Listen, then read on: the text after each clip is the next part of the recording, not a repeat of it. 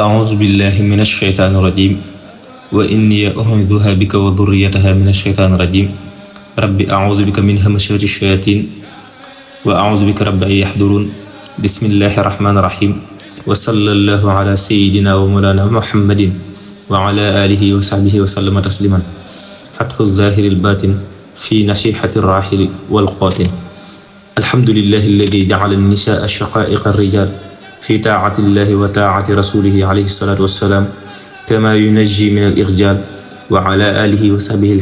الجائلين في الله تعالى وفي رسوله صلى الله تعالى عليه بآله وصحبه وسلم وبارك كل مجال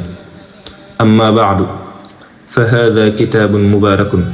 ينفع بإذن الله تبارك وتعالى جملة النساء والرجال والصغار والكبار ويدفع عن كل ما لازمه كل عيب إن لازمه بالعلم والعمل والاعتبار sëriñ bi ginnaaw bi mu musloo ci seytaane niki ni ma ko baaxoo defe dafa julli ci yonent bi sallallahu alayhi wa sallam daal cey teg lii wax ne téere bii mi ngi tudd ubbeeg yàlla tabaaraka wa taala mi nga xam ne daa nëbbu te feeñ ci laabiire ñi tukki ak ñi toog daal ci teg ne maa ngi sant yàlla tabaaraka wa taala mi nga xam ne moo def jigéen ñi ñuy mbokki góor ñi ci topp yàlla tabaaraka wa taala ak topp yonent bi sallallahu alayhi wa sallam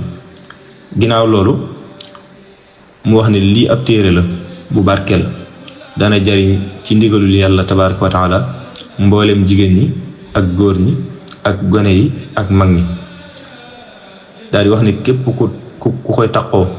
mooy képp ku taqoo ndénkaane yi muy bëgg a wax ginnaaw boo ko xamee di ko jëfe di ci xalaat nee na dana la jañal bépp ayib wallahu taala alam